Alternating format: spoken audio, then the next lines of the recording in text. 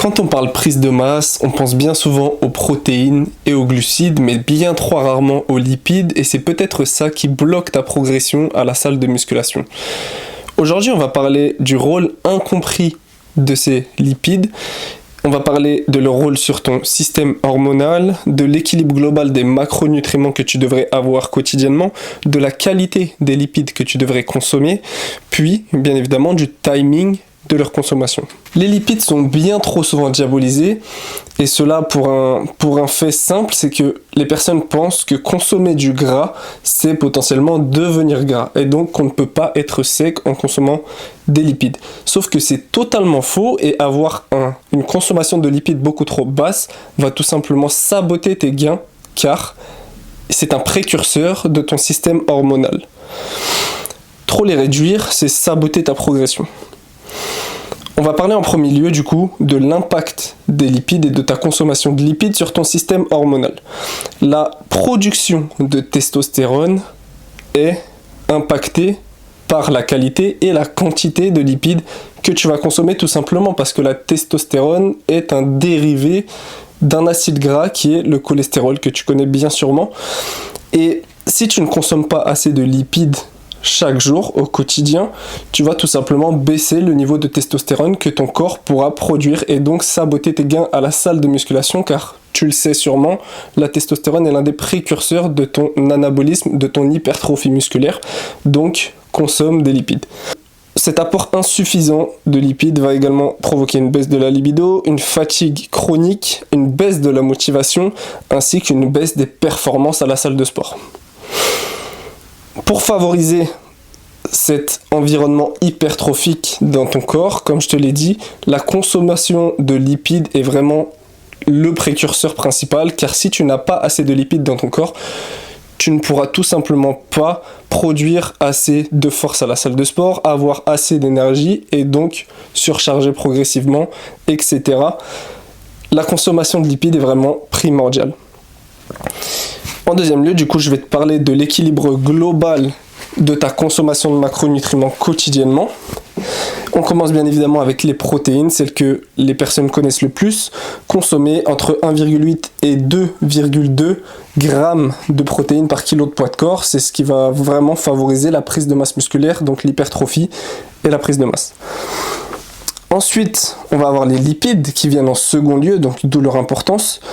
On va consommer entre 0,8 et 1,2 g de lipides par kilo de poids de corps. Donc comme je le disais dans la dernière vidéo, si un gars fait par exemple 80 kg et qu'on se base sur 1 g de lipides par kilo de poids de corps, ça fait 80 g de lipides par jour. Et ensuite seulement, on s'intéresse aux glucides. Par rapport à ton apport calorique, tu soustrais le nombre de calories qui sera du coup engendré par ton total de protéines et ton total de lipides, puis il te reste le nombre de calories à répartir pour tes glucides. Mais voilà, tout simplement pour te dire que les lipides sont vraiment très importants, et carrément quand tu fais ton apport global de macronutriments, c'est le second macronutriment à prendre en compte.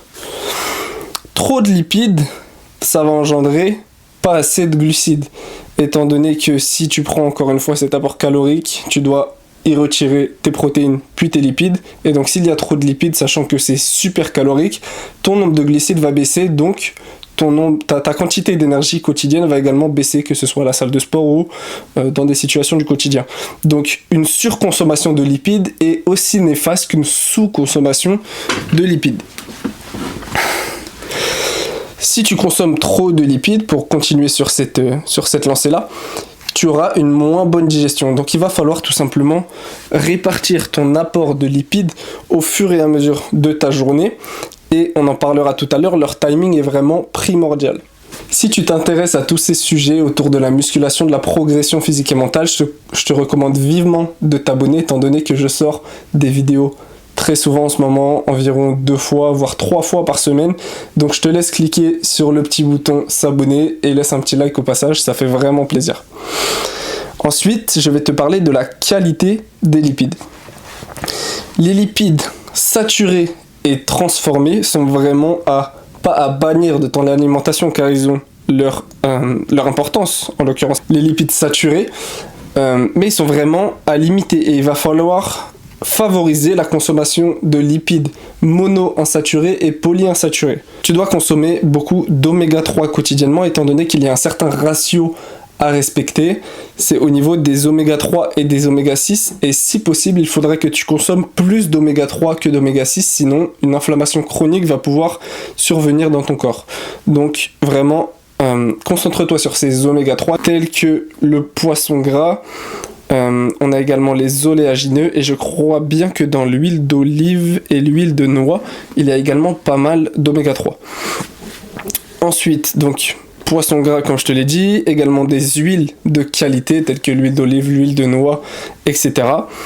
Des œufs, très bon pour au niveau des lipides, les œufs, puis des oléagineux tels que les amandes, les noix de cajou, les noix de pécan, les noix du Brésil, etc. C'est aussi excellent en termes de qualité de lipides.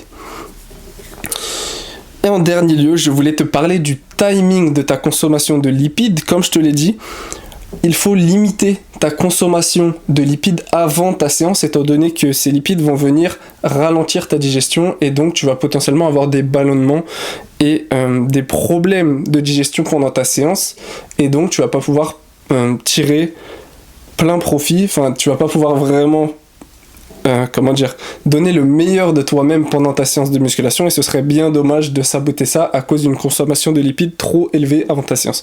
Donc vraiment, veille à avoir le moins possible de lipides avant ta séance de musculation. Puis, tu vas les répartir de manière uniforme sur le reste de tes repas. Donc imaginons que tu t'entraînes le matin, tu fais ton petit déjeuner le matin. Pas trop de lipides. Moi en ce moment j'ai 15 grammes de beurre de cacahuète le matin dans mon petit déjeuner. Donc en termes de lipides, on doit tourner autour des peut-être 8 grammes, 7-8 grammes, quelque chose comme ça. Donc c'est vraiment pas exagéré. Et au fur et à mesure de la journée, j'ai réparti mes lipides sur de l'huile d'olive, un peu d'emmental râpé, et si je ne dis pas de bêtises, j'ai des amandes sur ma collation. Donc voilà. Et du coup, je t'ai conseillé un petit peu comment répartir tes lipides. Tu peux manger par exemple des œufs le matin, c'est quelque chose qui est assez fréquent. De l'huile d'olive et potentiellement un petit peu de crème fraîche le midi. Bien que tout ce qui est laitier, il y a quand même pas mal de lipides saturés dedans. Mais encore une fois, ce n'est pas à bannir, c'est à limiter. Donc tu peux très bien mettre un peu de crème fraîche ou un petit peu d'emmental râpé. De l'huile d'olive, des oléagineux pour ta collation, puis le soir, tu peux à nouveau prendre de l'huile d'olive ou alors du poisson gras. Donc voilà, ça c'est au niveau de ton timing. J'espère que tout est assez clair à ce niveau-là.